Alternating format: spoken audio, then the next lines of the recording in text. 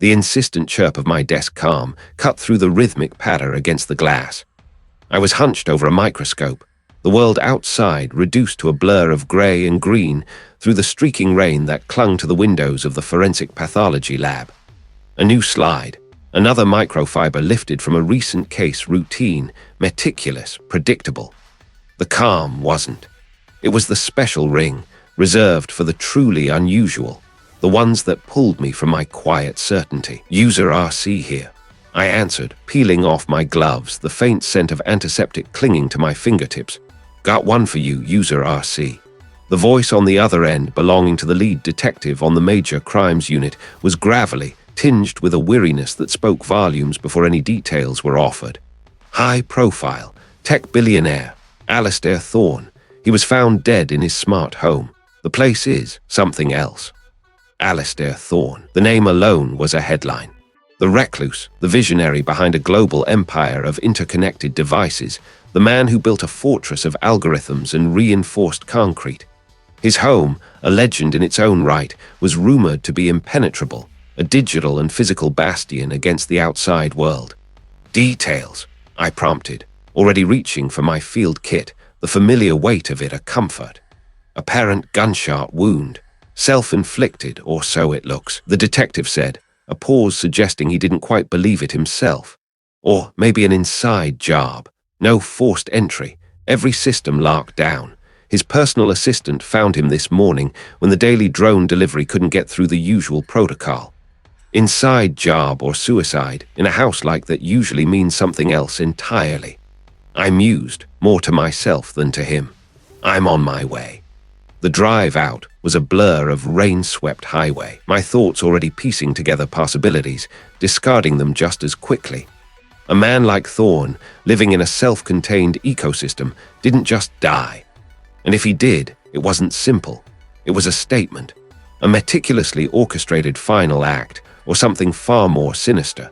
The tension in my gut tightened with every mile, a familiar prelude to a challenging scene. The smart home loomed out of the mist, a monolith of polished dark stone and reflective glass, almost invisible against the brooding sky. No visible windows on the lower floors, just smooth, unyielding surfaces. Security cameras, discreet yet omnipresent, glinted like predatory eyes from every angle. Even from the street, the place radiated an aura of defiant privacy. Crime scene tape, a jarring splash of yellow, seemed almost an insult to its architectural arrogance. User RC. The detective greeted me at the perimeter, his rain-slicked trench coat doing little to hide his grim expression. Welcome to the future of crime, or at least the future of larking yourself away from it. No visible entry points, I assume? I asked, scanning the flawless facade. None. The system logs show no external breaches, not even a blip. Thorne was the only one with full access. His personal assistant had limited access, just enough to get past the initial gate and into the reception area if granted permission. She's being questioned now. He gestured towards a sleek, unmarked vehicle where a figure sat, head in hands. And the weapon, a service pistol, registered to Thorne. He was found clutched in his right hand. Looks like a clean shot to the head. The detective's voice held a note of practiced detachment, but I could hear the undercurrent of frustration. He knew, as I did, that nothing about this was clean. Entering the house was a process. The detective, after navigating a series of biometric scans and voice commands, finally got us inside. The heavy door hissed shut behind us, sealing us within a hushed, climate-controlled environment. The air was cool, sterile, faintly metallic.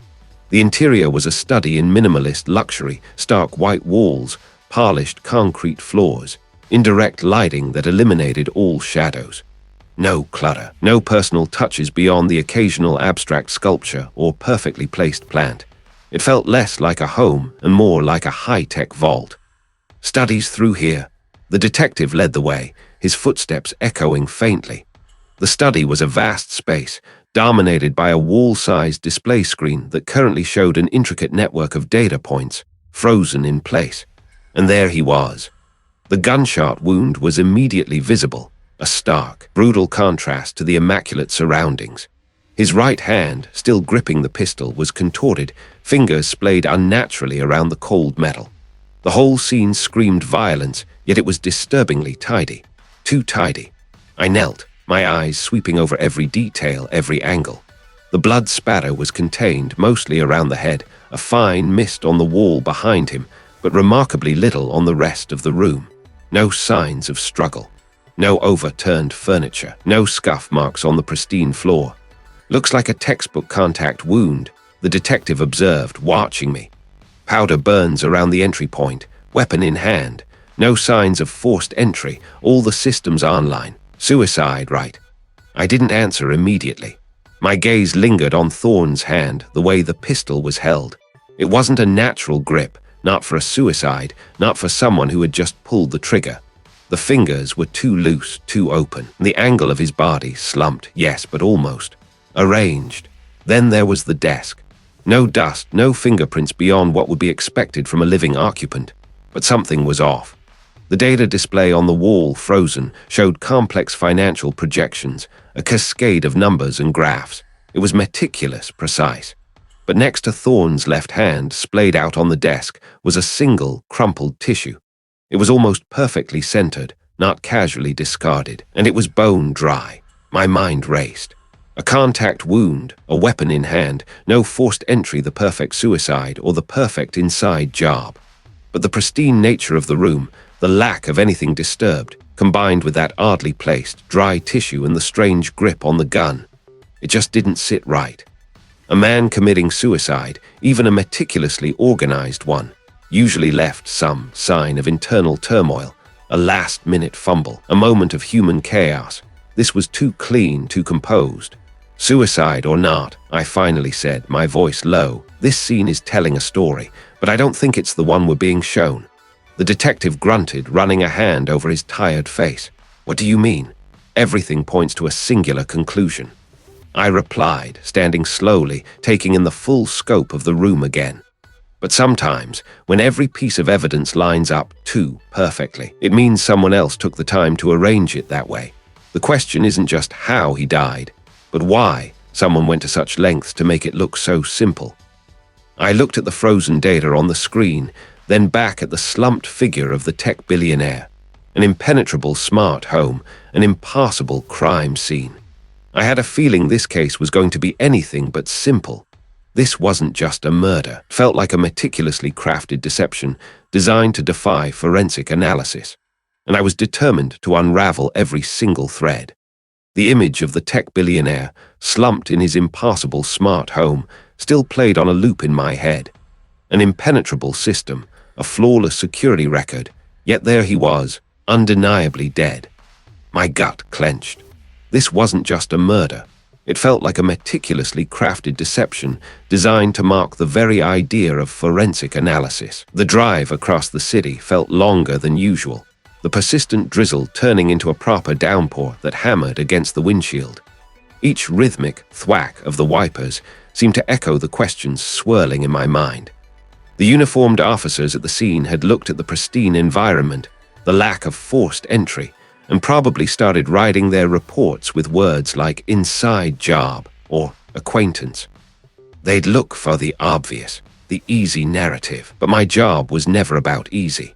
It was about the microscopic, the hidden, the inconvenient truth. Finally, the vehicle pulled up to the forensic pathology lab, rain streaking the windows. The building was a familiar concrete block, uninviting to outsiders, a sanctuary for the grim work we did within. Inside, the sterile air was a stark contrast to the humid, blood-tinged atmosphere of the crime scene. I nodded to the security officer at the desk, swiped my badge, headed straight to the intake bay. User RC over here, called a colleague, a specialist in digital forensics, already hunched over a bank of monitors, his face illuminated by the cool blue glow. The first batch of data from the smart home's central server just came through. It's a beast. I joined him, pulling up a chair. Tell me about it. Anything jump out? He gestured to a complex network diagram on one screen. Initial scan shows no external breaches. No brute force attacks, no phishing attempts, no malware signatures.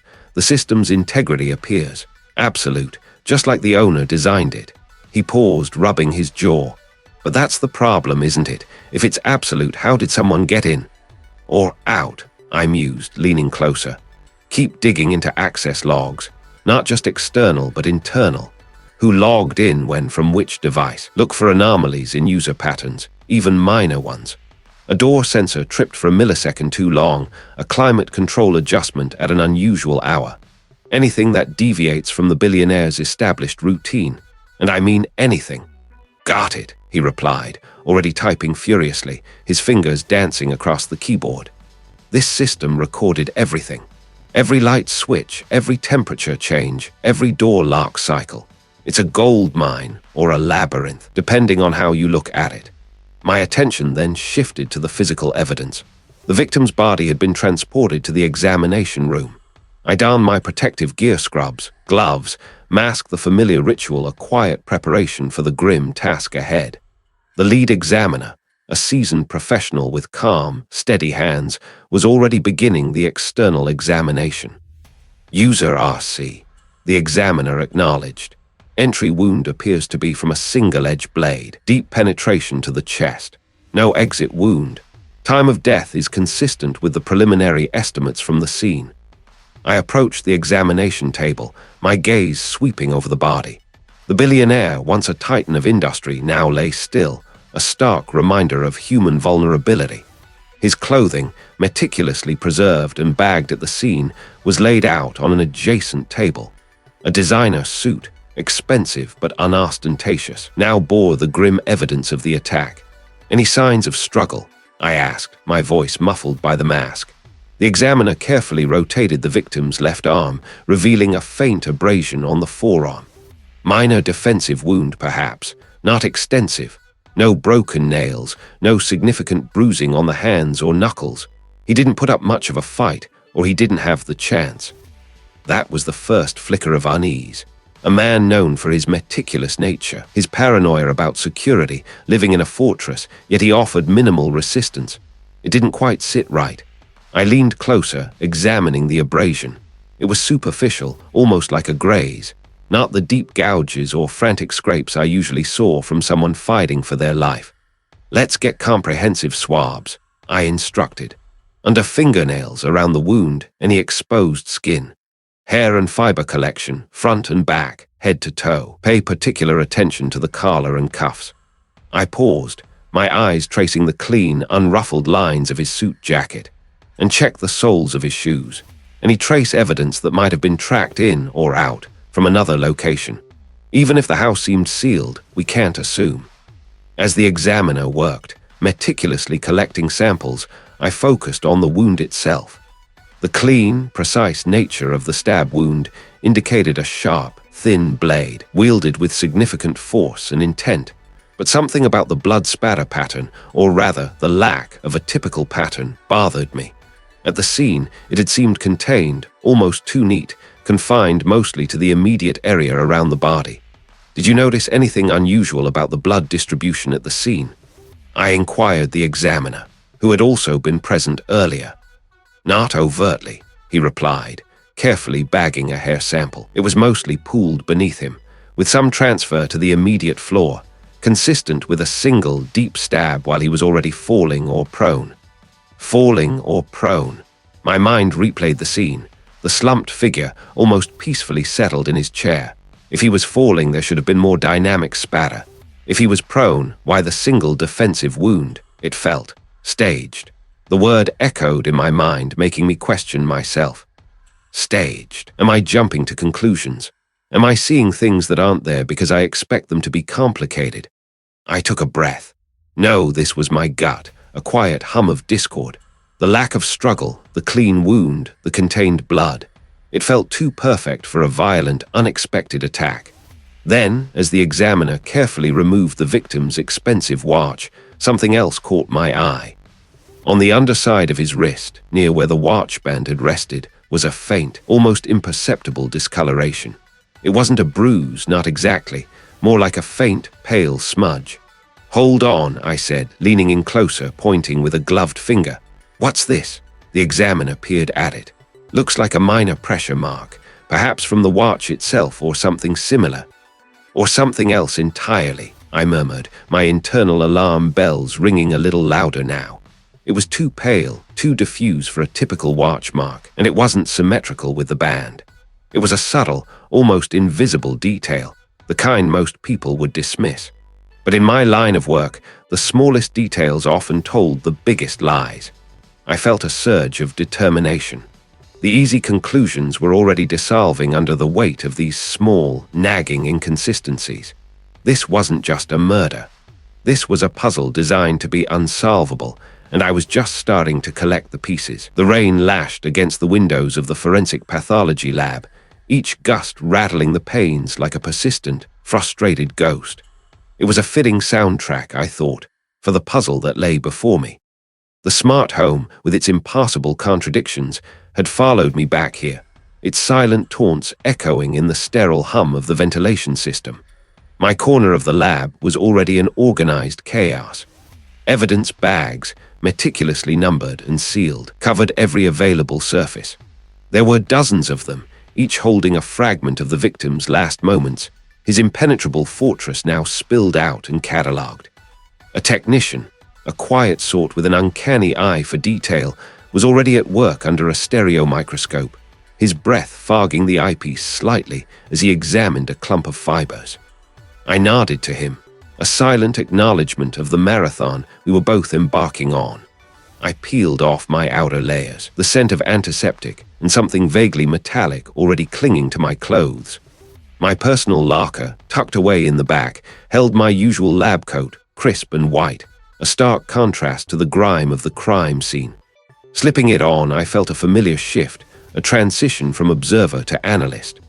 My hands, still faintly smelling of disinfectant from the smart home, felt antsy, eager to dive into the physical proof. First up, ballistics. The lead detective had handed me a small, pearl-handled revolver found clutched loosely in the victim's right hand. A classic suicide setup, if I believed in such neat endings. But the scene, even in its pristine state, had felt staged, too perfect.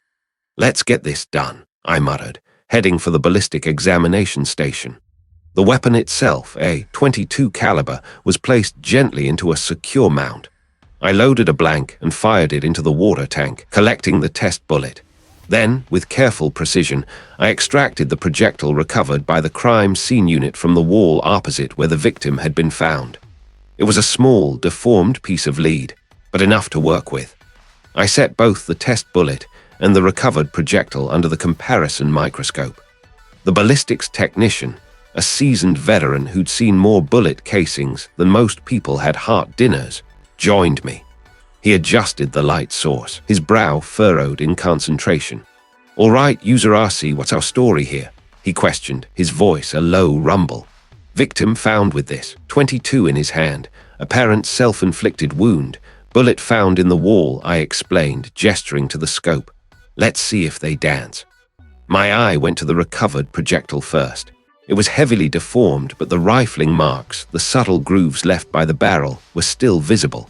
I rotated it, seeking a clear land and groove impression. Then I moved to the test bullet. The technician adjusted the split screen, bringing the two images side by side. My breath hitched. The rifling marks, the number of lands and grooves, the direction of twist, they were completely different. The recovered projectile clearly showed 6 lands and grooves with a right-hand twist. The test bullet from the pearl-handled.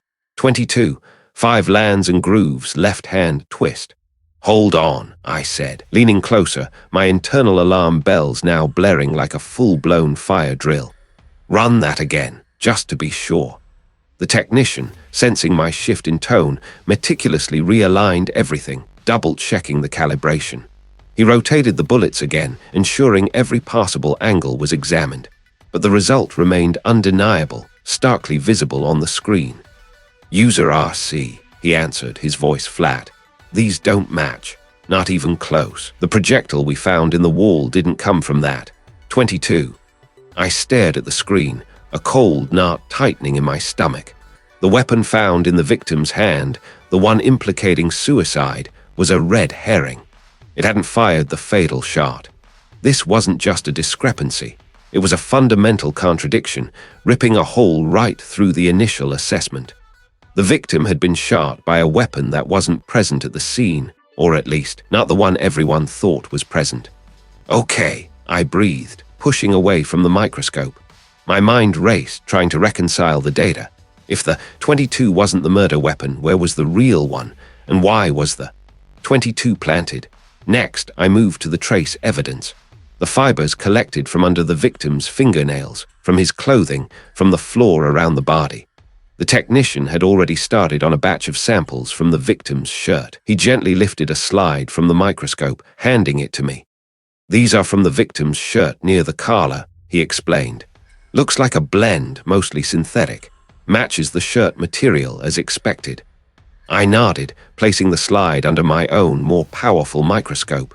It was standard procedure, mundane even. But then I remembered the faint, almost invisible mark on the victim's wrist, the one that wasn't symmetrical with his watch band. I'd flagged it for a specific swab. Did we get anything from the wrist? I wondered, looking for the specific evidence bag. He rummaged through a tray, pulling out a smaller bag labeled Swab R, wrist diffuse mark. Just processed it. He was found some particulate matter. Non-human, looks like. Fine dust, almost like ceramic or pulverized rock. No fibers. Ceramic. My eyebrows shot up. Are you certain? As certain as I can be without further analysis, he replied, pointing to a small vial. It's isolated. We can run a full spectrographic analysis if you want, but it'll take a few hours. I held the vial up to the light. Fine, almost iridescent particles shimmered within the clear liquid. Ceramic dust on a wrist mark. Not skin flakes, not blood, not even fabric from an assailant. This was unexpected. The smart home was pristine, meticulously cleaned. Where would ceramic dust come from? It didn't fit the picture of a struggle, nor the sterile environment. Meanwhile, the digital forensics specialist, who had been holed up in a separate room, emerged, rubbing his temples. He was a wizened man with perpetually tired eyes, a master of data streams and encrypted networks. User RC, he announced, his voice tight. The smart home logs are a nightmare of perfection. Every door, every window, every sensor registered secure from 10 p.m. last night until the system was disarmed by the first responder this morning. No external breaches, no internal anomalies.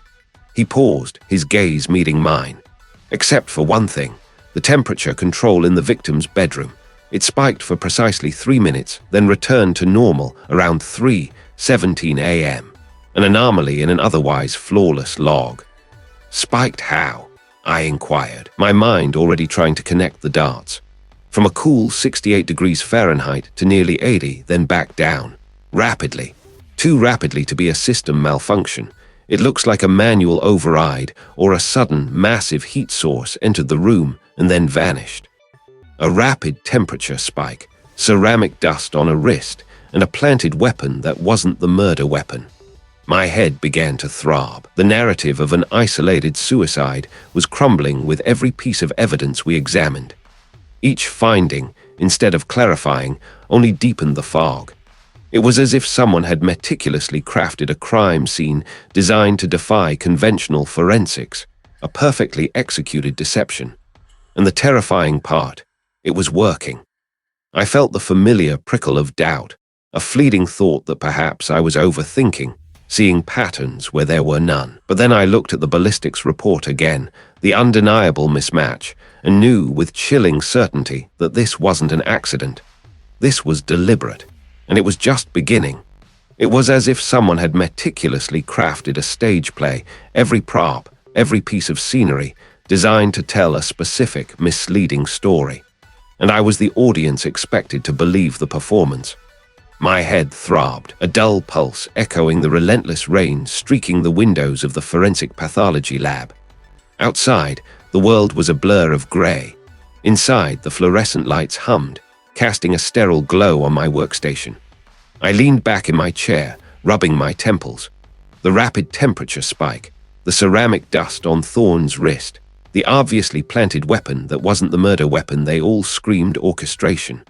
But by whom, and more importantly, why frame a suicide? It felt like an elaborate riddle designed to waste our time, to send us chasing ghosts. My colleague, A diligent young analyst named simply the assistant was meticulously cataloguing trace evidence from the victim's clothing. "Anything interesting, user RC?" he asked, his voice hushed, almost reverent, as if speaking too loudly might disturb the dead.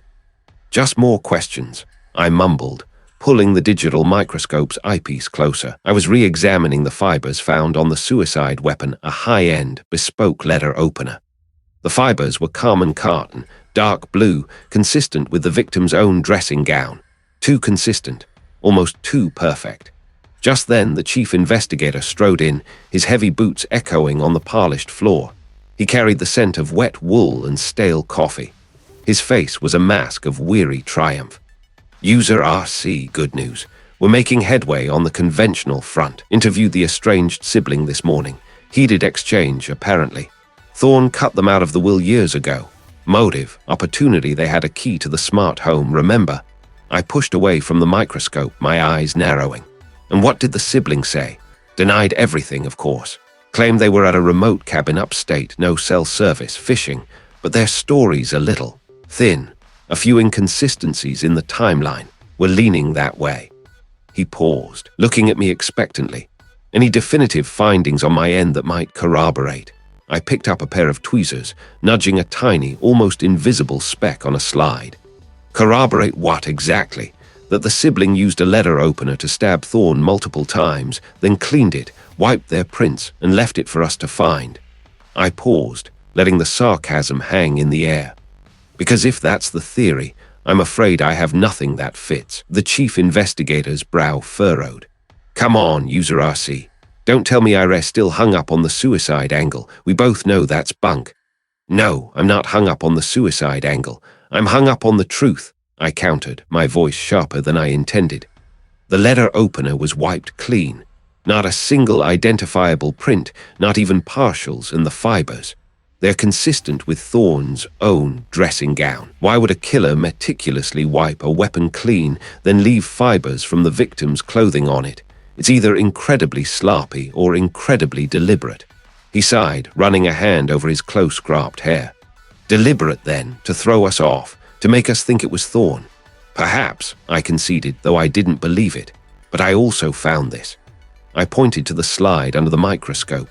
A microscopic fragment of ceramic dust, not from the smart home's interior, as far as we can tell. And it was lodged beneath Thorne's fingernail. He wasn't a potter, was he? The chief investigator squinted at the image projected onto the monitor. Ceramic dust.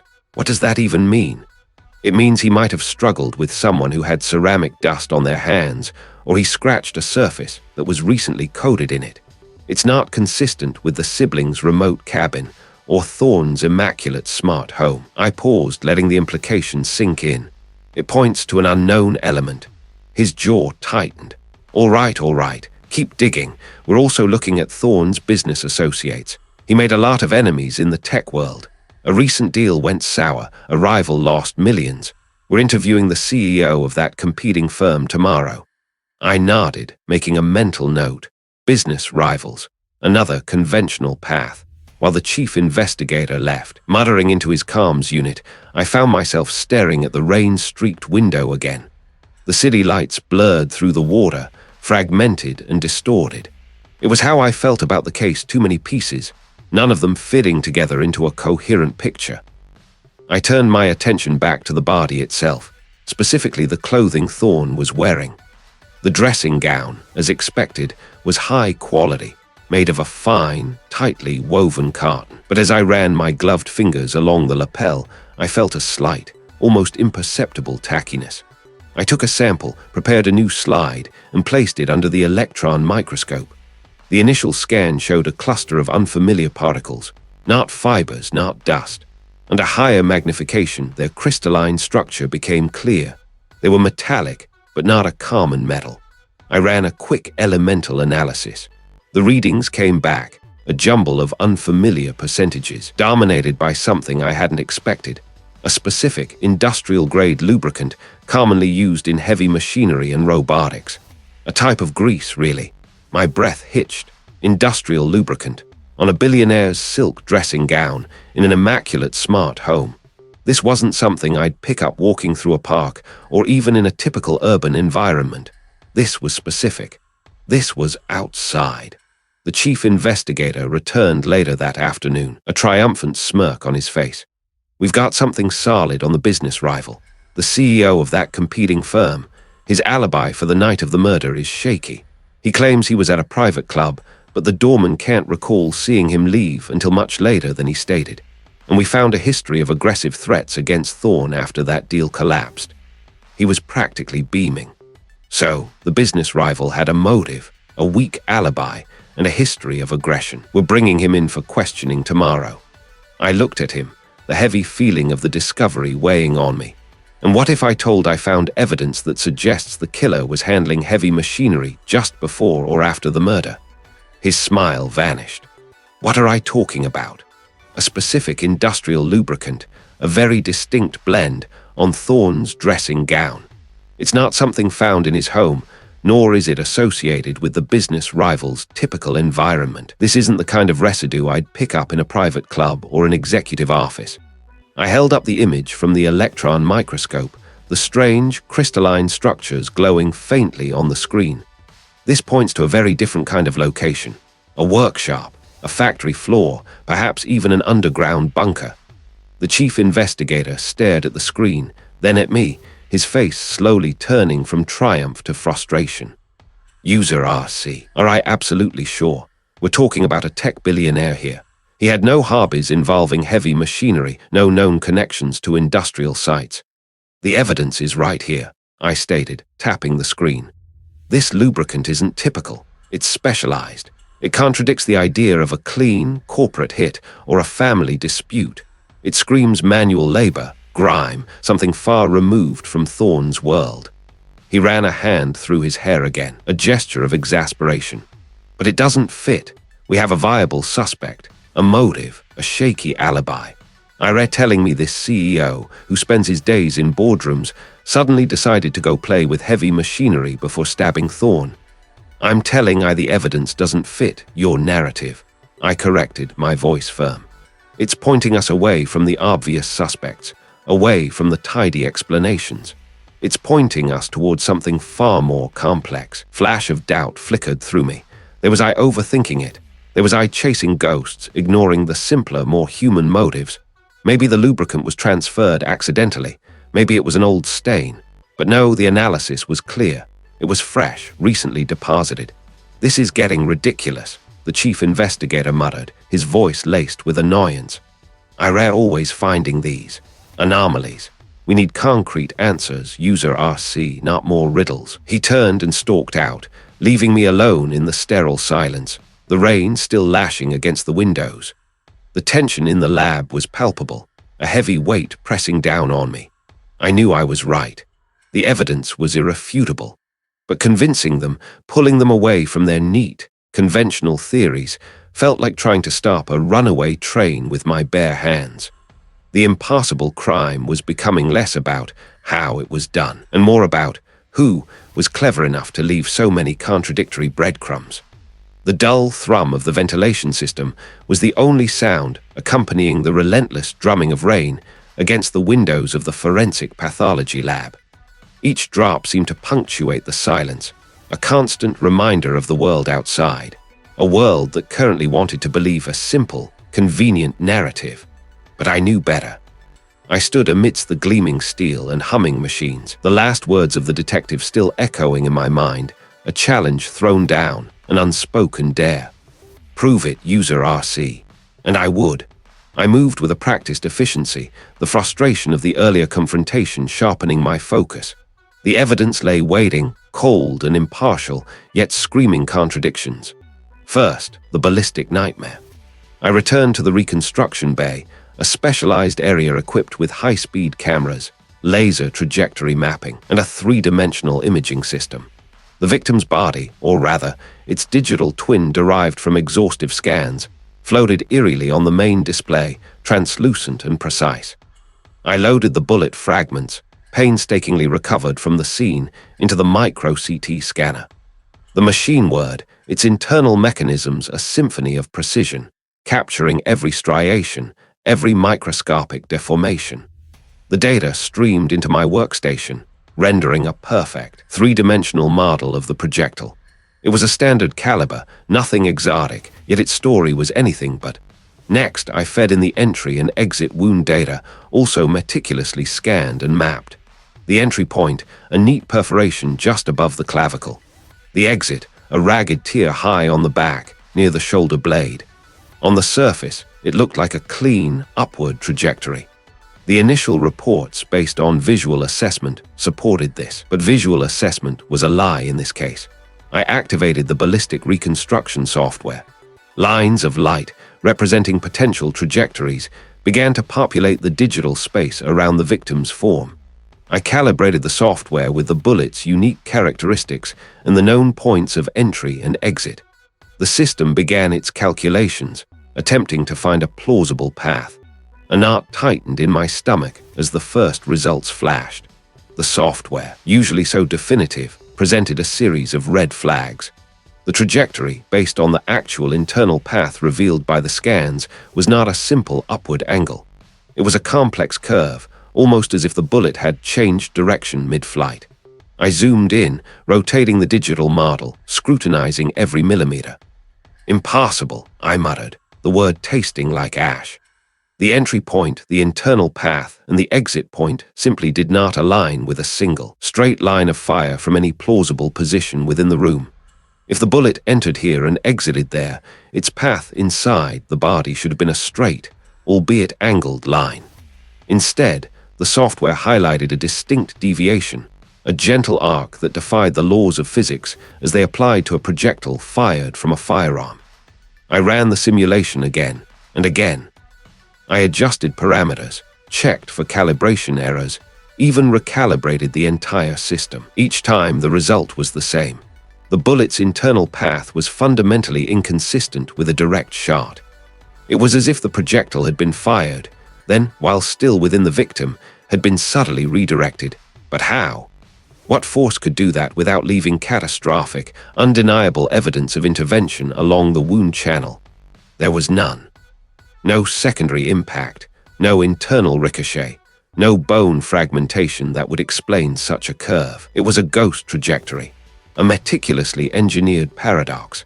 My initial gut feeling that something was profoundly wrong solidified into a concrete, baffling truth. This wasn't just a misinterpretation, it was a deliberate fabrication embedded in the physical evidence. Shaking off the unsettling revelation, I moved to the next workstation, the one dedicated to the biological markers of time of death. This was a more traditional forensic analysis, but in this case, it promised to be just as twisted. The victim's core temperature logs, tissue samples for cellular degradation analysis, ocular fluid viscosity, all the standard indicators were meticulously recorded. I cross-referenced these with the timestamped security footage provided by the digital forensics team. The footage showed the tech billionaire alive and active, interacting with his smart home system at precisely 02:17 a.m. The last recorded activity, a simple light adjustment in his study, occurred at 02:19 a.m. My analysis of the biological samples, however, told a different story. Rigor mortis was fully established, indicating a longer post-mortem interval than the footage suggested. The cellular degradation rates, analyzed at a molecular level, pointed to a time of death closer to 11:00 p.m. the previous night, give or take an hour. The ocular fluid viscosity, a robust indicator, corroborated this window. I pulled up the digital logs from the smart home system itself, cross-referencing them with the security footage timestamps. The system showed the victim's biometric data, heart rate, respiration, even sleep patterns, ceasing abruptly around 11:05 p.m. Yet the security footage clearly showed movement, interaction, and life at 02:17 a.m. My mind raced. How could someone be biologically deceased at 11:05 p.m. but appear to be alive and active on camera over 3 hours later? It wasn't a matter of post-mortem spasms or residual electrical activity. The footage showed deliberate, conscious interaction with the smart home interface. Unless, I whispered to the empty lab, the rain still a steady rhythm against the glass. Unless that wasn't him. Or, more chillingly, unless that was him, he was already gone. The implications were enormous. If the biological time of death was correct, then the security footage showing him alive hours later was either a sophisticated deepfake, a pre-recorded sequence, or some other form of digital manipulation. But the fidelity of the images, the subtle nuances of his movements, the genuine interaction with the environment, it all screamed authenticity. I scrolled through the data again, my eyes scanning for any anomaly, any miscalculation on my part. I rechecked the calibration of every instrument, double-verified the chain of custody for every sample. My protocols were flawless. My results were consistent. The bullet trajectory defied physics. The time of death contradicted irrefutable digital evidence. Two core pillars of the investigation, each meticulously analyzed, pointed not to an error, but to a deliberate, impossible contradiction. This wasn't an impossible crime because of an impenetrable smart home. It was an impossible crime because the evidence itself was designed to be impossible. Someone wasn't just trying to hide a murder. They were trying to create a riddle that no forensic scientist could solve, a narrative so twisted it would break the very foundations of logical deduction. They were doing a damn good job of it. The rain lashed against the tall windows of the forensic pathology lab, each gust rattling the panes like an impatient fist. I watched the rivulets race down the glass, blurring the already grey afternoon into an indistinct wash. The silence in my workspace, usually a sanctuary, felt heavy, charged with an unspoken demand. My mind kept replaying the loop from the previous night, the stark contradiction between the biological time of death and the victim's digital presence hours later. My stomach twisted. The chief investigator had called me twice already this morning, his voice a low growl over the phone. "User RC, we need answers. The press is circling like vultures. We have a primary suspect, a clear motive, and what looks like a mountain of evidence. Just tie it all together." A primary suspect. He meant the prodigy, of course. The prodigy who had been disinherited by the victim just months before, whose public rants against the billionaire were practically legendary. It was all too neat, too convenient. And that right there was the problem. I pushed away from my workbench, the squeak of my chair echoing in the quiet. The holographic display above the table still shimmered, showing a magnified view of the victim's internal organs, the precise moment of cessation. No ambiguity there. But then, layered over it, was a clip from the smart home's security feed. The victim, alive and well, walking through his living room, pouring himself a drink, checking his wrist-mounted device. Hours after the biological clock had stopped. My initial thought had been deepfake, some incredibly sophisticated digital forgery. But the fidelity, it was unnerving. Every flicker of light on his expensive suit, the subtle slump of his shoulders, the way he hesitated before sipping his whiskey, it all felt real. Too real for a fabrication, yet utterly impossible given what my instruments told me. A sudden knock on my door made me jump. It was the chief investigator, his presence filling the doorway, his broad frame silhouetted against the fluorescent hum of the corridor. He didn't wait for an invitation. Stepping in, his gaze sweeping over my workspace, landing on the holographic display. "Still chasing ghosts, user RC." His voice was sharp, edged with impatience. "I'm getting calls from the commissioner. They want an arrest. We've got the prodigy's fingerprints on a keycard found near the service entrance. A digital footprint showing his private network, accessing the smart home's perimeter logs just before the estimated time of death. A nasty little message he left on the victim's personal comms device hours before the body was discovered. What more do I need?" He gestured vaguely at the holographic display, dismissing the biological evidence with a wave of his hand. "Forensics is about building a case, user RC. We have one, a strong one." I clenched my jaw. "Chief, the biological time of death puts him gone long before that security footage, and long before that comms message was sent." He scoffed. "So he was already dead and someone else sent the message, or he was already dead and someone else used his keycard. Come on, user RC. Keep it simple." The prodigy broke in, killed him, and then tried to cover his tracks. "But the security footage," I insisted, feeling a familiar tightness in my chest. It's either flawlessly faked or the victim was alive. If he was alive, my findings are wrong. If it's faked, it's beyond anything I've ever seen.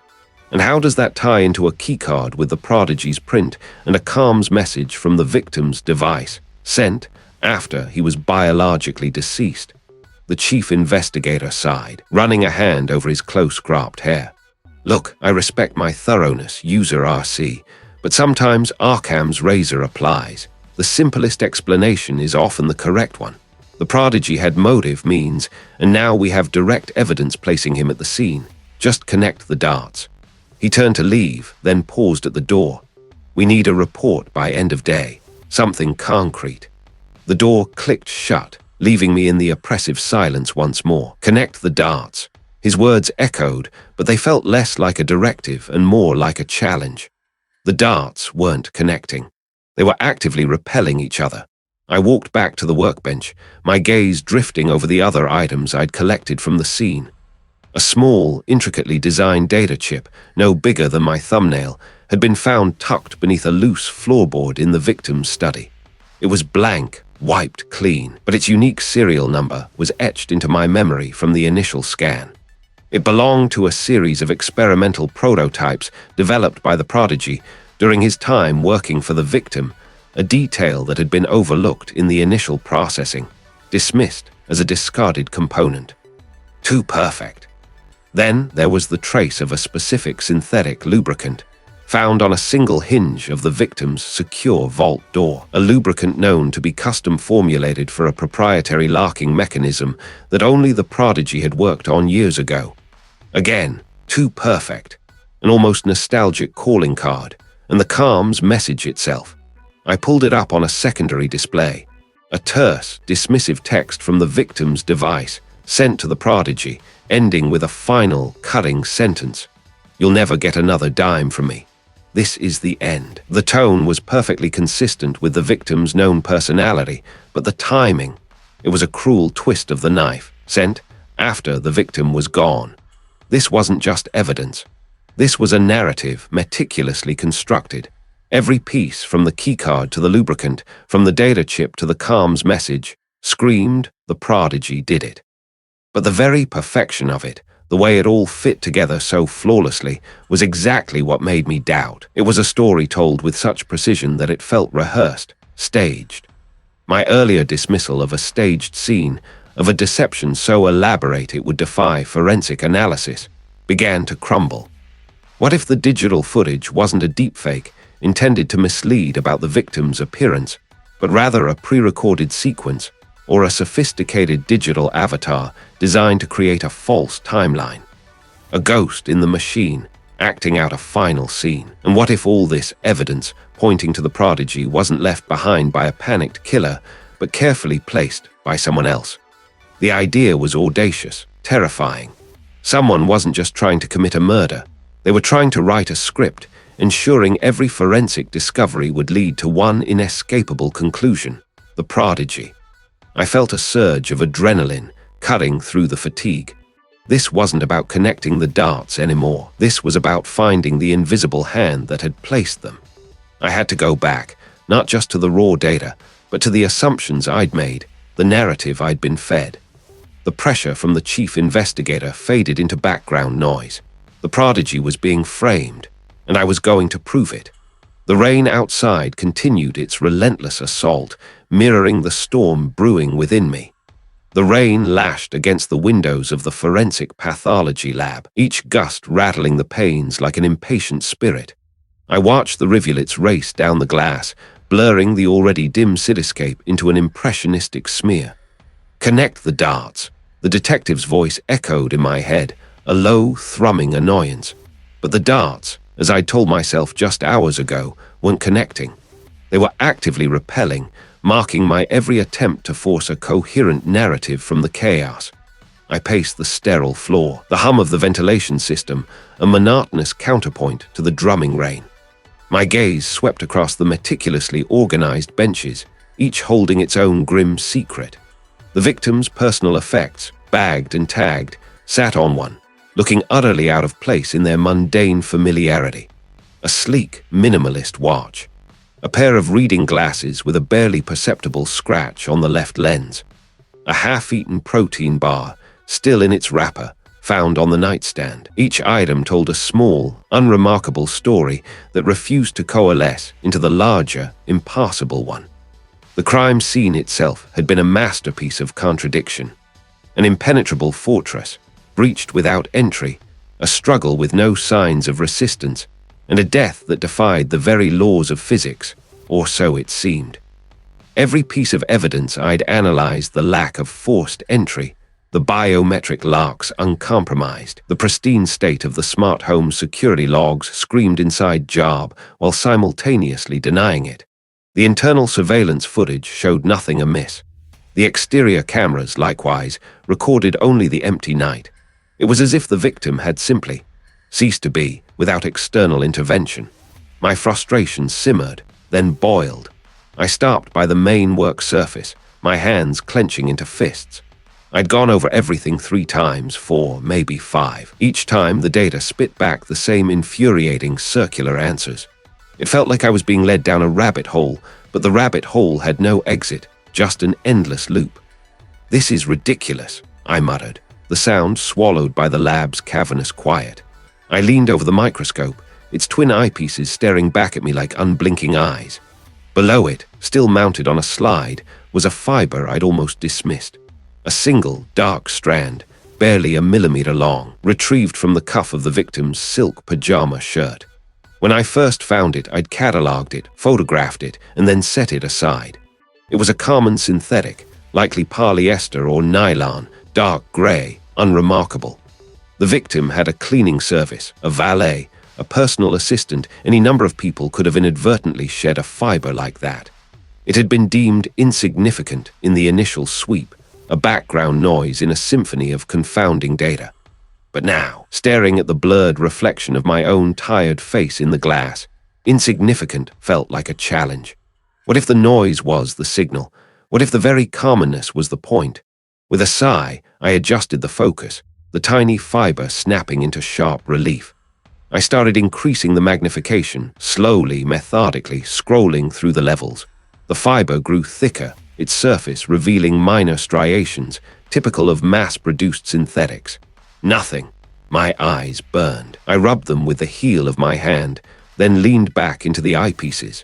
The rain continued its relentless assault outside. I pushed the magnification higher, then higher still. The individual filaments of the fiber began to separate, showing the intricate weave of its synthetic structure.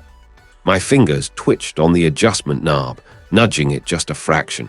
And then I saw it, nestled within the microscopic valley of one of the fiber's parallel strands, a tiny anomaly. It wasn't part of the fiber itself.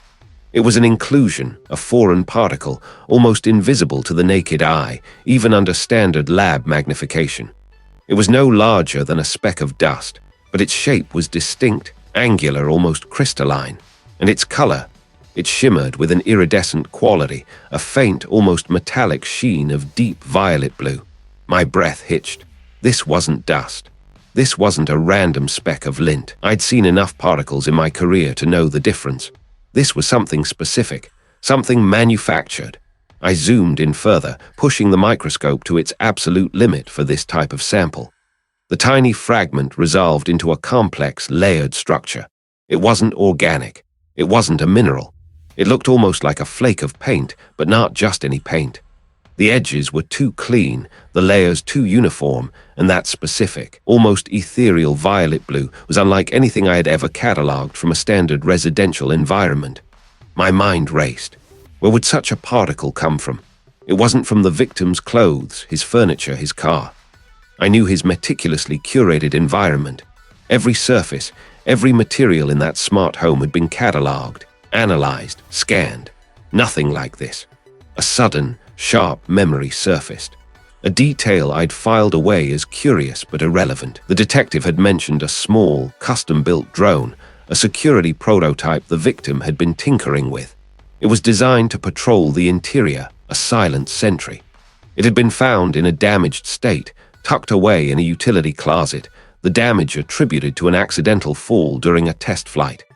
Accidental fall. I remembered the schematics, the material specifications for that drone. High-grade aerospace composites, specifically a new generation of carbon fiber reinforced with a unique iridescent polymer coating. A coating that under certain stresses could flake. A coating that, if scratched or abraded, would produce microscopic particles that were precisely this shimmering violet blue. The accidental fall of the drone. It didn't fall. It was damaged. And if it was damaged, it was likely during a struggle.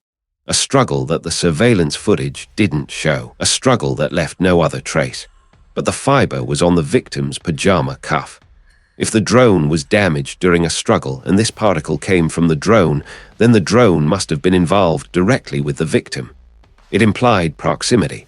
It implied violence. The implications hit me like a physical blow. The drone wasn't just damaged. It was a weapon, or it was damaged during the attack. The surveillance footage, the biometric logs, the pristine crime scene, all of it was a meticulously constructed lie. The perpetrator hadn't just bypassed the security. They had manipulated it, used it, and then carefully reconstructed the scene to erase all traces of a physical struggle.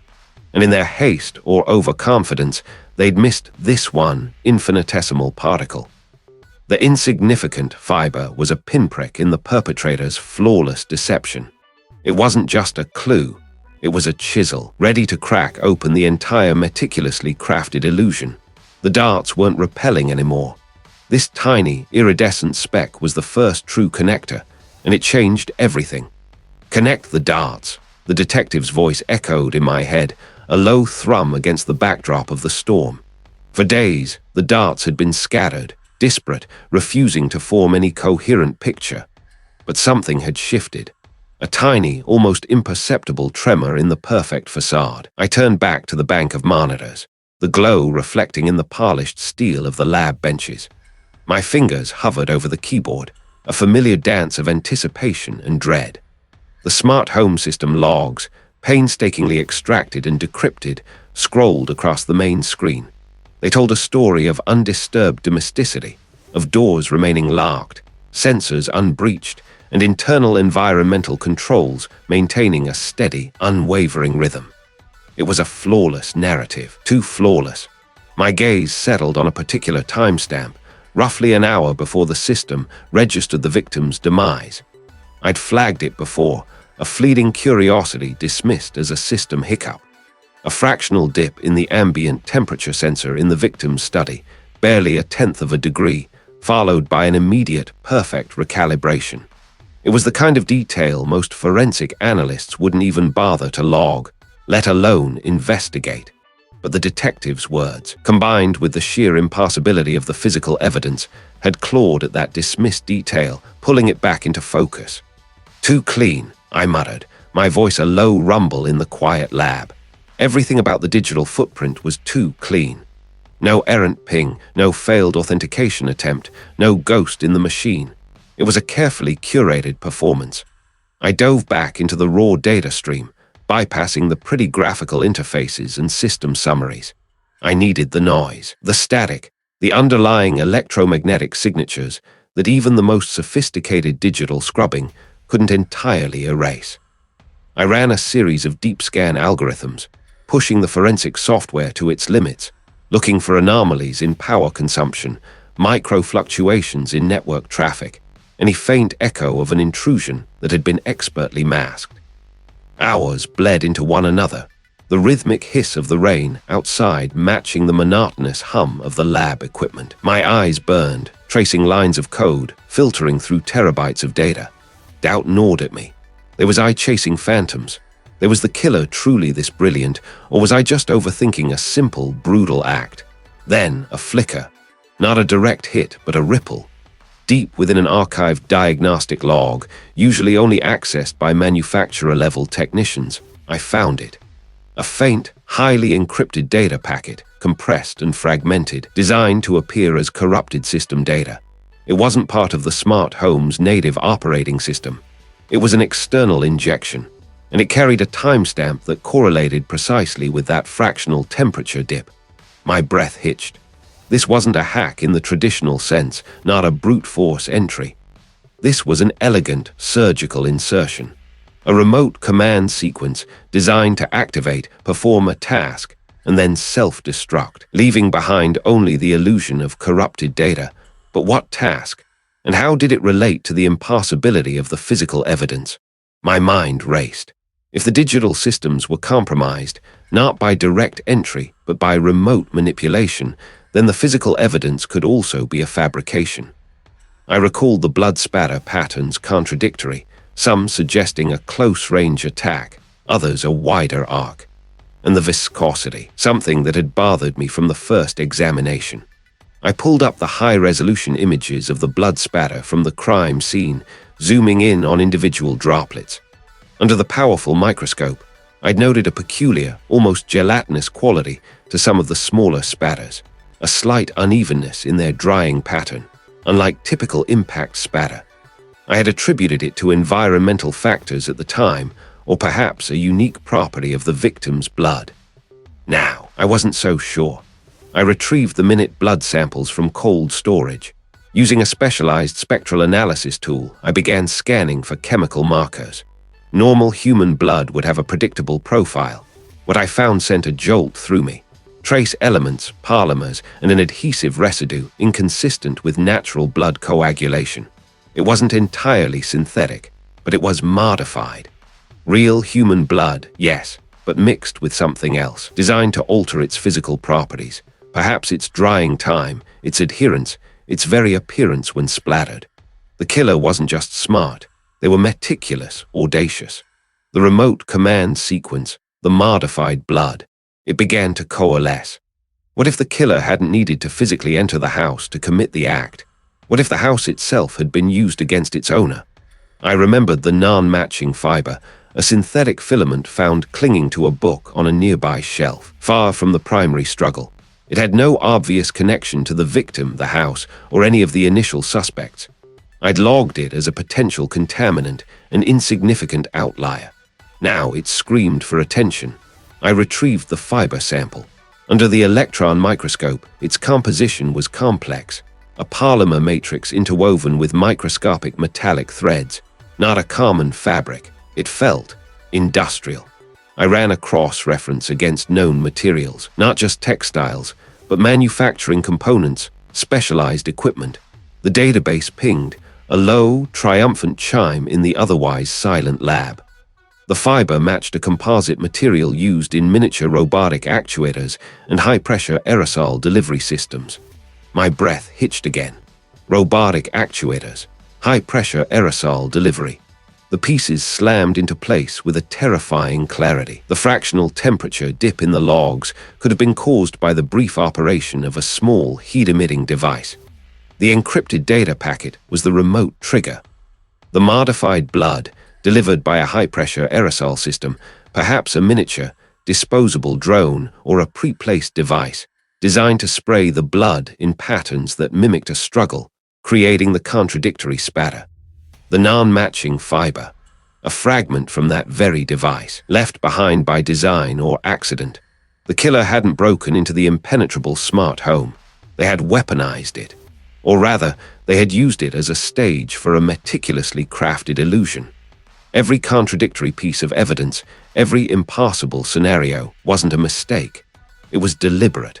A theatrical performance designed to confound, to make the crime unsolvable, and to point fingers in every direction but the right one. The detective's voice echoed again, but this time it wasn't a question. Connect the dots. I had connected them, and what they revealed was a mind of staggering intelligence, a technological savant who had turned a murder into an elaborate, forensic puzzle. A puzzle designed not just to kill, but to mark. And I was just beginning to understand the rules of the game. The rain outside seemed to intensify, each drop a tiny hammer blow against the glass, mirroring the frantic beat of my own heart. This wasn't just a murder investigation anymore. It was a battle of wits. I watched the rivulets race down the glass, blurring the already dim cityscape into an impressionistic smear. Connect the dots. The detective's voice echoed in my head, a low rumble that always seemed to cut through my own internal noise. It was easy to say, much harder to do when the darts were shifting, disappearing, and reappearing in different places. I was still in the forensic pathology lab, rain streaking the windows, each drop a tiny, distorted lens through which the city outside seemed to weep. The air hummed with the low thrum of the ventilation system, a constant companion to my thoughts. On the stainless steel table before me, beneath the harsh glare of the examination lights, lay a series of digital printouts and magnified photographic slides. Not the body, not anymore. The body had told its story, a clear narrative of blunt force trauma, precise and devastating. It was the surrounding narrative that was a Gordian knot. The initial findings had been a circus of contradictions. The smart home system, supposedly impenetrable, showed no forced entry. Yet the victim was dead, alone in his sanctum. Security logs indicated a brief, inexplicable system, ghost, a few seconds of corrupted data, just enough to obscure any direct digital footprint of an intruder. But the very nature of that corruption felt staged, too clean in its disruption. Like a digital eraser had been used, but one that left behind a telltale shimmer of residue. Then there was the physical evidence, meticulously collected from the crime scene. Traces of the initial suspect's DNA were found, hair fibers, a latent print on a discarded energy drink can, all perfectly placed, almost too conveniently damning. The initial suspect, a disgruntled former employee with a history of minor tech-related offenses, had a clear motive and a public vendetta against the billionaire. But their skill set, while decent, wasn't sophisticated enough to pull off a ghost in a system of this complexity, and the timing. That was the real Thorne. The time window during which the system showed its ghost, and the victim died, simply didn't align with the initial suspect's confirmed movements outside the city. It was a glaring, almost deliberate impossibility. I picked up a magnified image of the lock mechanism from the main entrance. No scratches, no signs of jimmying. Electronically, the logs showed it had never been unlocked from the outside during the critical window. Yet it had to have been. The victim wasn't known for inviting people over, especially not the initial suspect. Every piece of data screamed intruder, but simultaneously denied any possibility of one. My gaze drifted back to the rain-streaked window. The city lights blurred, but a single, focused point remained in my mind's eye, the perfection of the deception. It wasn't just contradictory, it was engineered to be contradictory. Every piece of evidence designed to send me, and any other forensic professional, down a rabbit hole of impossibility. This wasn't a clumsy attempt at misdirection. This was a deliberate, almost artistic, act of obfuscation. What if the ghost in the system wasn't a glitch, but a feature? A hidden backdoor built into the very architecture, known only to its creator? And what if the impossibility of the initial suspect's involvement was the real clue, a signature of someone trying to be too clever? I leaned closer to the monitor, cycling through the smart home's architectural schematics. These were provided by the system's primary designer, a brilliant but notoriously private engineer who had built the billionaire's fortress from the ground up. I'd met them briefly during the initial walkthrough, a quiet individual, almost shy, but with an intense precision in their gaze. They'd explained the system's redundancies, its fail-safes, its impenetrable nature, with a quiet pride. And that was it. That was the missing piece. The pride. Nobody else could have created such an intricate, self-contradictory crime scene. No one else would have known every hidden access point, every software vulnerability, every physical blind spot. The initial suspect lacked the sheer genius to craft such a labyrinth, but the designer. They didn't just know the system. They were the system, in a way. They knew its every nuance, every secret passage, every line of code. I brought up the timeline again, cross-referencing the ghost event with the designer's own reported activities. They had provided an ironclad alibi, backed by biometric data from their own secure workshop across town. But their workshop also contained a mirror image of the billionaire system for testing and maintenance. A perfect digital sandbox, a place where one could test vulnerabilities, create simulated intrusions, and crucially, orchestrate a remote attack that would appear to come from nowhere, leaving only the carefully planted traces of a framed individual. A cold certainty settled in my gut, displacing the frantic churn of doubt. It wasn't just about technical knowledge. It was about intimate knowledge, the kind that came from creation. I remembered something the designer had said during the initial briefing, almost an offhand comment. "It's a beautiful machine, isn't it? Flawless. Except, of course, for the human element." I'd thought they meant the billionaire's own habits, but now it sounded like a veiled confession, a twisted boast. They weren't referring to the victim's flaws, but their own capacity for manipulation. The motive clicked into place, chillingly logical. The billionaire was reclusive, yes, but he was also a known hoarder of intellectual property, infamous for taking credit for others' innovations, locking them away in his digital vault.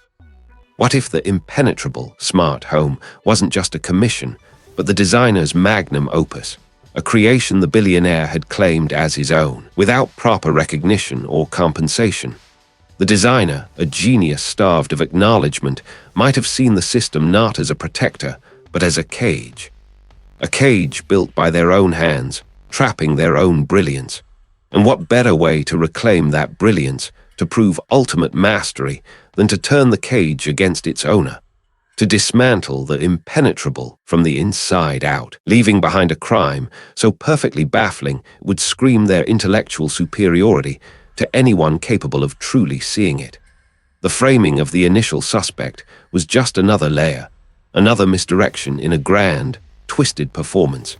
It was a demonstration of power, a declaration of ownership over their own creation.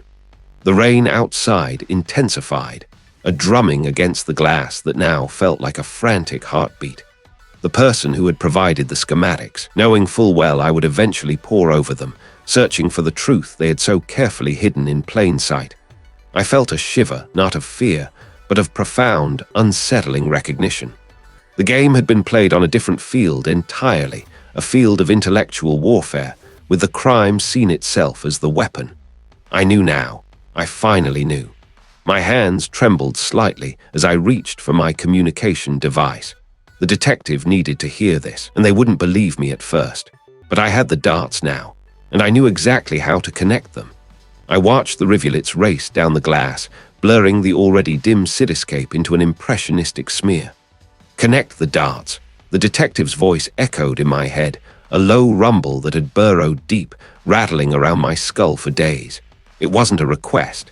It was a command, laced with a frustration I understood all too well. My own frustration had simmered for weeks, a slow burn that threatened to ignite into a full-blown inferno. Every piece of evidence from the tech billionaire's smart home had been a meticulously crafted lie, a taunt. The impossible entry, the contradictory ballistics, the digital ghost trails leading nowhere. It was a masterpiece of misdirection. But masterpieces, even the most brilliant, often had a single, almost imperceptible brushstroke out of place. My job was to find it. The lab was a fortress of organized chaos around me. Screens glowed with spectral scans of the crime scene, holographic projections of the interior architecture rotating slowly. Printouts covered every available surface, each sheet a fragment of the puzzle. Blood spatter analyses that defied physics, soil samples that didn't match the surrounding garden, fingerprints that were both present and utterly meaningless. I ran a hand through my hair, feeling the grit of exhaustion clinging to my scalp. Sleep had been a luxury I hadn't afforded myself in days. I leaned closer to a magnified image on one of the monitors, a microscopic anomaly in the dust collected from a supposedly undisturbed floor vent. It was a synthetic polymer, almost invisible to the naked eye, a type not typically found in the billionaire's hyper-clean environment. Not a clue in itself, perhaps, but another grain of sand in the desert of the impossible. My gaze drifted to the bloodstain patterns projected on the largest screen. They showed a violent impact, a forceful ejection of fluid, but the underlying surface, examined at the molecular level, told a different story. No cellular damage consistent with high-velocity impact. No microscopic debris from the projectile itself embedded in the surrounding material.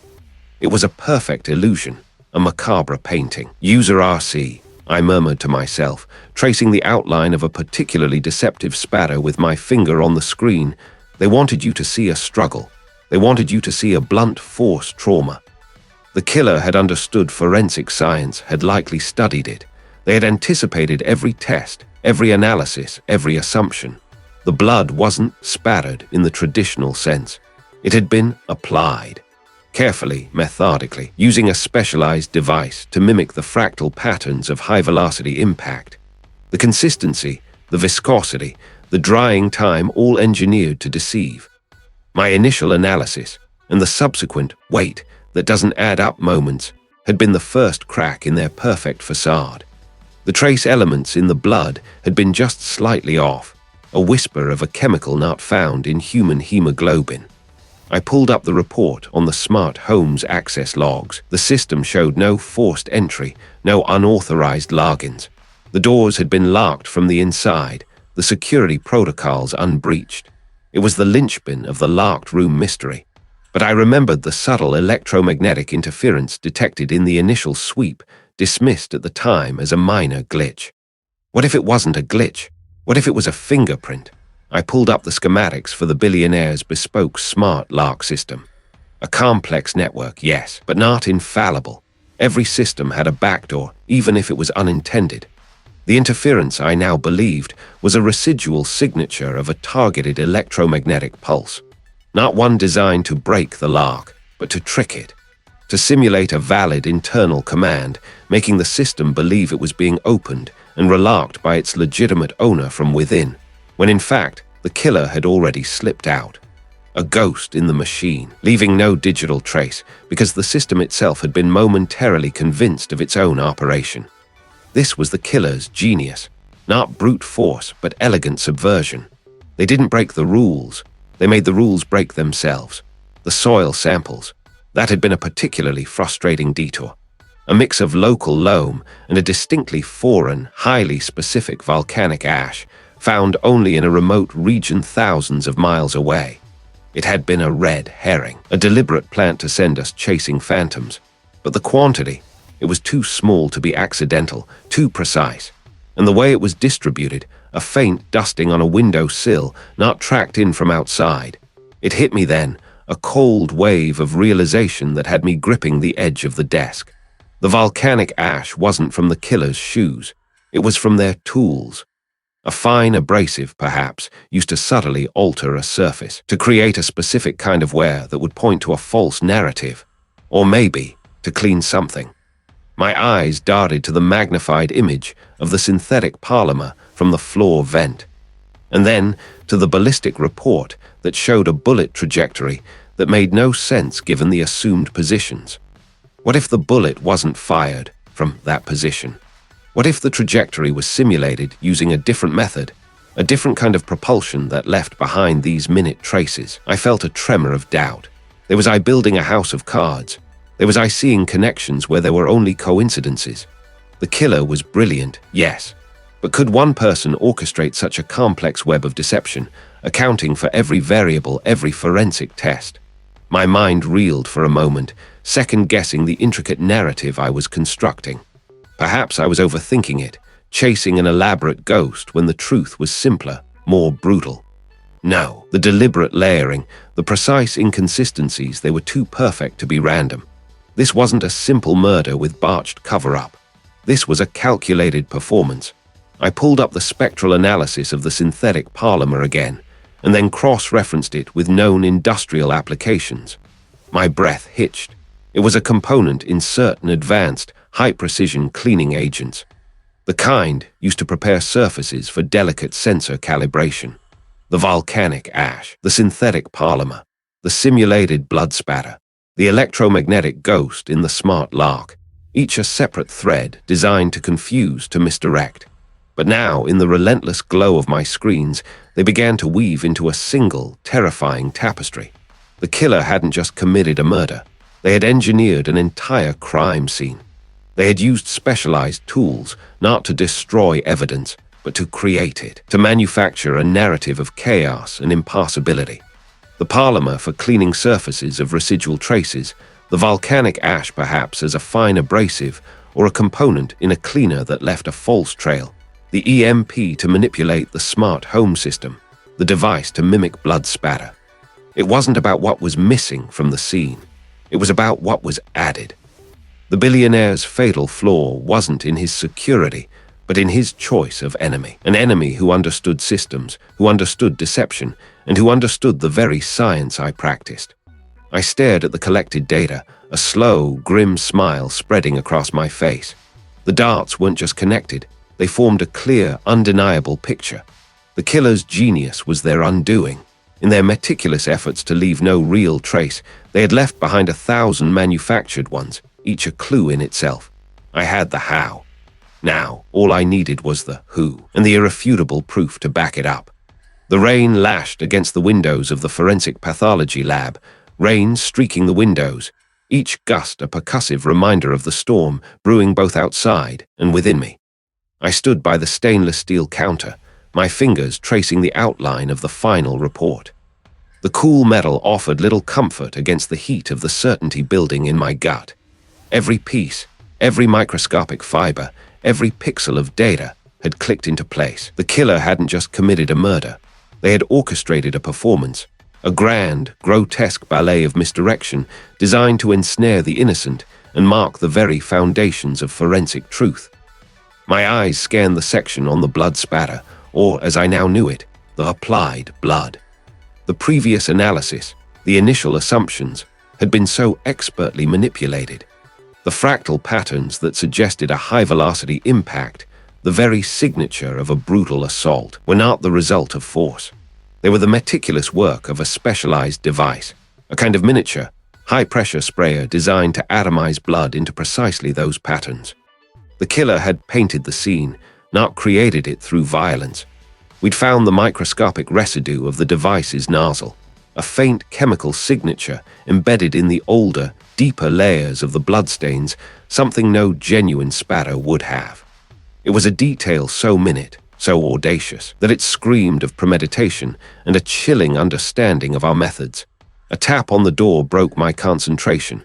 The lead detective, a man whose weary eyes now held a spark of renewed purpose, stood framed in the doorway. "Ready, user RC," I nodded, gathering my notes. "As I'll ever be. Let's go put the pieces together for them." The walk to the interrogation room was short but heavy with anticipation.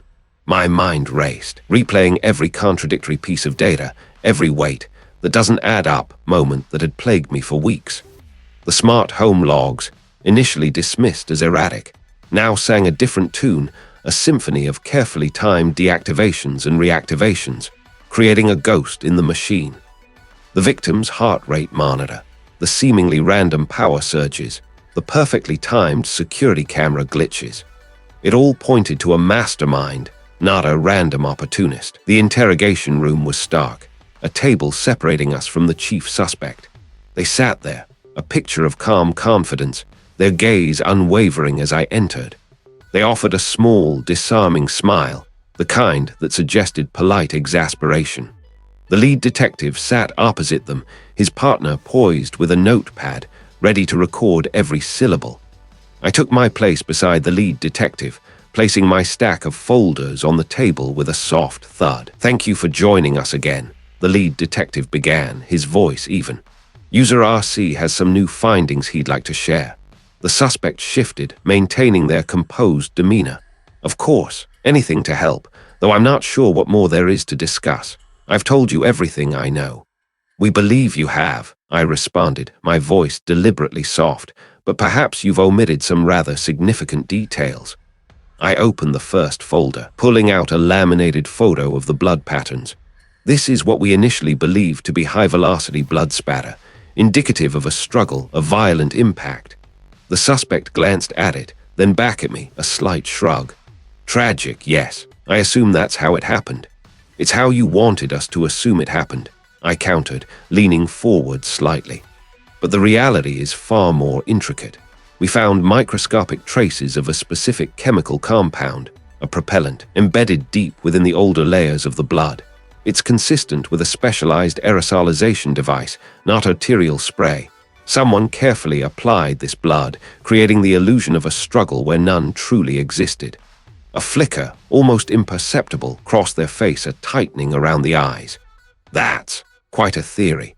Are you saying the victim wasn't murdered there?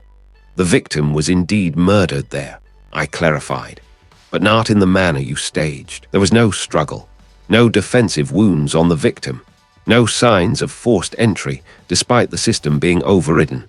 The system logs, initially perplexing, actually tell a very clear story. I pushed forward another printout, a timeline of the smart home's security and environmental sensors. At 02:17 a.m., the victim's heart rate monitor flatlined. The official report states that the security system was breached minutes later, but your initial statement placed you miles away at that time, asleep. I was, the suspect stated, a touch of steel entering their voice. I have alibis, as you know. Yes, carefully constructed ones, I agreed. But the smart home system's internal sensors, the ones not connected to the main security grid, recorded something else entirely. At 02:15 a.m., 2 minutes before the victim's heart stopped, there was a brief, localized power surge in the victim's study, a very specific signature. It wasn't an external grid fluctuation. It was an internal bypass, a temporary overload designed to disable a specific set of internal motion sensors and cameras without triggering the main alarm. I saw it then, a subtle clenching of their jaw. The polite facade was beginning to crack. That's speculation, a glitch. It was no glitch, I pressed on. Because at 02:18 a.m., after the victim was already deceased, the main security system recorded an external breach, a forced entry from the garden gate.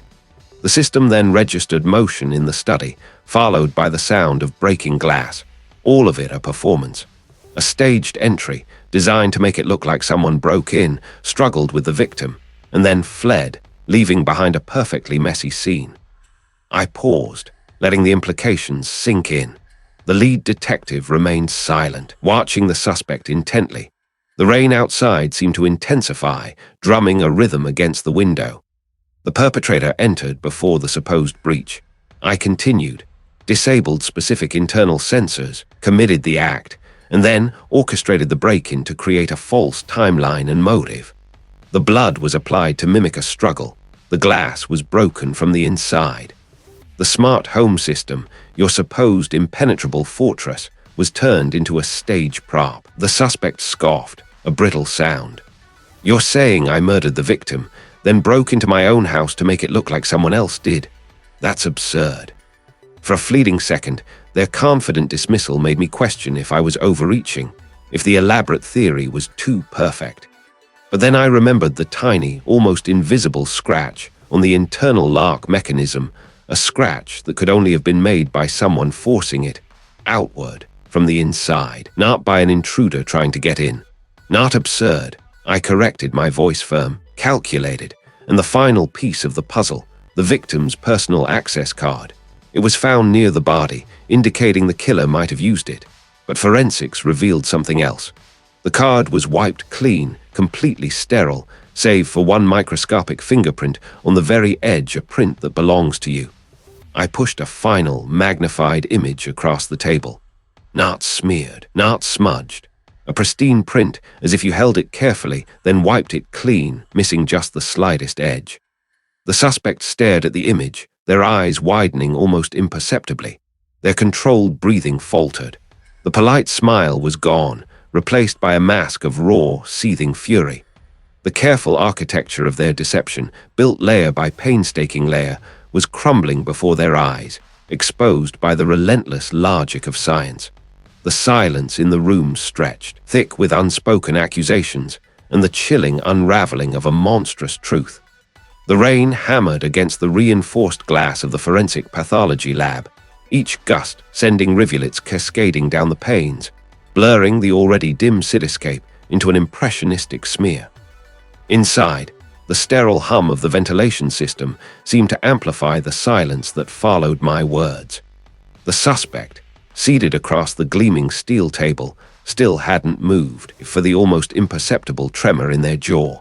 The image I'd projected onto the screen behind me, a complex data visualization of an encrypted, long-dormant smart home subsystem log, burned into the charged air. Their polite facade, meticulously constructed over weeks, had finally fractured.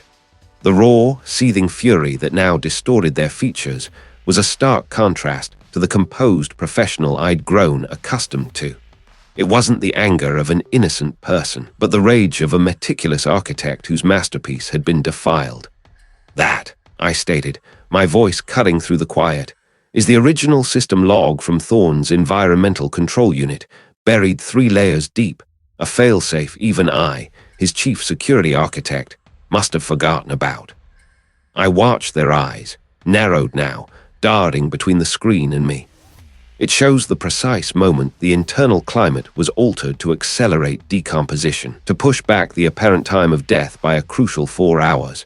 And it shows your unique system key, not the framed suspects initiating the command. A muscle twitched in their neck. "That's impossible." I scrubbed everything, every trace. Their voice was a low growl stripped bare of its earlier smooth polish. I scrubbed the primary, secondary, and even tertiary logs, I conceded, gesturing to a different section of the projected data. Impressive, truly, but I missed the emergency backup, designed to kick in if the main system ever went offline unexpectedly. Thorne was paranoid, even about his own creations, a contingency for every contingency. I didn't account for the system recording itself being tampered with, logging the manipulation as an anomaly rather than erasing it. I leaned forward, resting my palms on the cool steel table. The impossible crime, as it was called, hinged entirely on a false timeline. The smart home, seemingly unbreachable, was breached from the inside by the person who built its digital walls. I used my intimate knowledge to bypass every sensor, every alarm, every single layer of Thorne's digital fortress.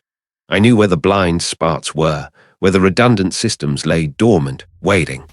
The detective, who had been observing from the corner of the lab, shifted slightly, his gaze unwavering on the suspect. I killed Thorne, not when the tampered log suggested, but 4 hours earlier. I then methodically altered the internal environment, increasing the temperature, adjusting the humidity to accelerate decomposition, making it appear as if he died later. This gave I a perfect alibi, and crucially, placed the framed suspect within the fabricated window of opportunity. I paused, letting the weight of my words settle. The initial evidence against the framed suspect was compelling, wasn't it? Their access card used at the precise, false time of death. A piece of their clothing fiber conveniently found near the body, all carefully planted, all designed to mislead. I brought up another image, this one a microscopic photograph of a unique polymer fiber. This fiber, found wedged beneath a loose floorboard in Thorne's study, doesn't match the framed suspect's wardrobe. It matches the specialized lining of the gloves I wore during my last security audit of Thorne's residence, just 2 days before the murder. A glove I thought I'd disposed of. The suspect let out a short, harsh laugh, devoid of humor. A fiber? I read building a case on a fiber and a glitch in a system. No, I corrected, my voice firm. I'm building a case on a meticulously reconstructed timeline, confirmed by biological markers in Thorne's remains that contradicted my fabricated time of death. I'm building it on the unique, almost imperceptible chemical residue from the specialized cleaning agent I used to wipe down the murder weapon, a residue that reacted with the ambient air purification system, leaving a trace the framed suspect couldn't possibly have known about or replicated. And yes, I'm building it on your digital signature, embedded deep within the system I thought I controlled entirely. I felt a surge of professional satisfaction, a quiet hum of victory that resonated deep within me. For a moment, a fleeting doubt tried to surface. Had I missed anything? Was there an angle I hadn't considered? But no, the evidence was too cohesive, too interlocking. Every contradictory piece had found its rightful place in the true narrative. The framed suspect's access card. It was deactivated 2 days prior, according to the true master log, the one I didn't scrub.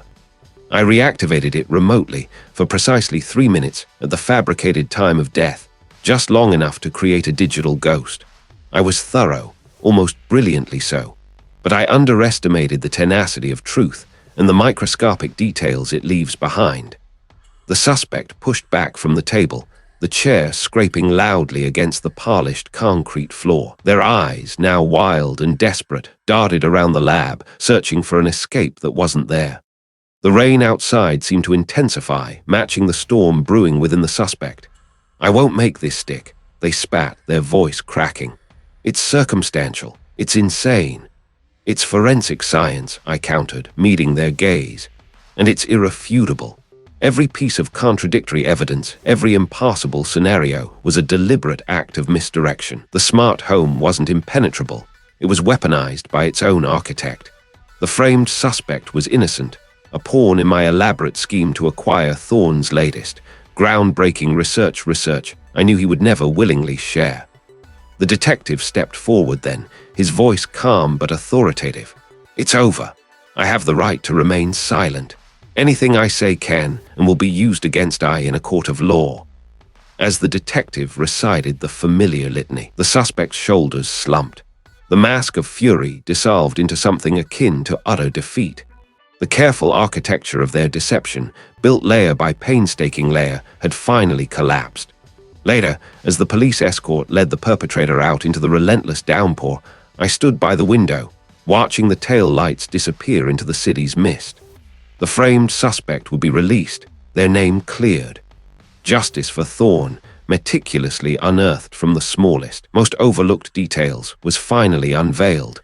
The rain continued to streak the windows, but inside, the air felt clearer, lighter, washed clean. My work here was done. The rhythmic drumming of rain against the high windows of the forensic pathology lab was a familiar soundtrack. It had been like this for days, a relentless grey curtain outside, mirroring in a way the exhaustive nature of the case that had just concluded. My desk, usually a battlefield of instruments and evidence bags, was relatively clear now. A single laminated printout, a schematic of the reclusive tech billionaire's smart home system, still lay beneath my right hand, its edges worn from countless hours of scrutiny. I picked it up, tracing the intricate lines that represented data streams, security protocols, and sensor networks. It was a digital fortress, designed to be impregnable, yet it had been breached, not by force, but by a cunning manipulation that had almost fooled us all. The detective's voice, reciting the charges in that sterile interrogation room, still echoed in my mind. The sight of the perpetrator's carefully constructed fury crumbling into utter defeat had been illuminating. It wasn't the satisfaction of victory I felt, but a profound, almost chilling understanding of human ingenuity, twisted. The lab was quiet, save for the rain. The fluorescent lights hummed faintly overhead, casting a cool, impartial glow on the polished surfaces. I leaned back in my chair, the plastic creaking a little under my weight, and let my gaze drift over the empty workstations, the silent analytical machines. Each one had played a part in dismantling the meticulously crafted lie. Every fiber, every digital footprint, every micro-scratch had been scrutinized, cross-referenced, and re-evaluated. This case, perhaps more than any other, had been a stark reminder of the evolving challenges we faced. It wasn't just about blood spatter patterns or tool marks anymore. It was about deciphering layers of digital obfuscation, understanding how a system designed for security could be weaponized, how data could be fabricated to tell a story that simply wasn't true. The perpetrator hadn't just committed a murder. They had attempted to orchestrate a narrative, to bend reality itself through code and carefully placed physical clues. I remembered the initial confusion, the days when every piece of evidence seemed to contradict the last.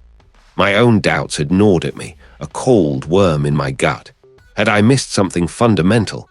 Was I simply not clever enough to see the truth hiding in plain sight? It was a humbling experience to be so thoroughly misled by a clever mind. But that doubt, that internal questioning, was also what drove us to dig deeper, to push past the obvious, to consider the impossible. Event. My fingers brushed against a small, forgotten USB drive tucked beneath the schematic. It was a replica, a prop, one of the many red herrings the perpetrator had planted. I picked it up, feeling its light weight. It contained nothing but dummy files, yet its presence had been carefully calculated to send us down a rabbit hole of irrelevant data. This tiny piece of plastic, seemingly innocuous, had been a perfect symbol of the deception. It was a physical manifestation of a digital lie. I turned it over in my palm, the plastic cool against my skin. Reveal/discovery. And then it hit me, not as a sudden flash, but as a slow, creeping realization that solidified the lingering unease I'd felt. The true genius and the true horror of the perpetrator's scheme wasn't just in the act of murder or the framing of an innocent. It was in the design of the deception itself. They hadn't just tried to hide the truth. They had tried to create a new, false truth so compelling, so self-consistent, that it would force us to abandon the actual facts. They had understood the very core of forensic investigation, the reliance on objective evidence, and had twisted it into a weapon. They sought to make the evidence lie for them. This wasn't just about a crime. It was about an assault on the very concept of verifiable reality. It made me wonder how many times such sophisticated deceptions might have succeeded, how many innocent lives might have been ruined by a perfectly crafted lie masquerading as truth. The thought left a bitter taste in my mouth, a metallic tang of vigilance. The rain outside intensified, a violent drumming against the glass. It felt like the world was trying to wash away the grime, but some stains, I knew, ran too deep for mere water. It wasn't enough to be smart, or thorough, or even technologically advanced. We had to anticipate the unimaginable, to look beyond what was presented, to question every assumption, every digital timestamp, every unquestionable fact. My dedication, far from being eroded, felt honed to a finer edge. The battle against those who sought to manipulate truth was ongoing. With every advancement in technology, new avenues for deception opened up, demanding that we, too, evolve. We couldn't afford to be complacent, not when the stakes were so high, not when the very fabric of justice depended on our ability to see through the most intricate of lies. I placed the dummy USB drive back on the desk, beside the schematic. The case was closed, the perpetrator in custody, justice, in this instance, served. The quiet hum of the lab, the steady rain, the empty workstations, they all spoke of a temporary peace. I knew, with an unwavering certainty, that the next challenge, another puzzle designed to test the limits of truth, was already taking shape somewhere in the world, waiting for us to unravel its insidious design. And I would be ready.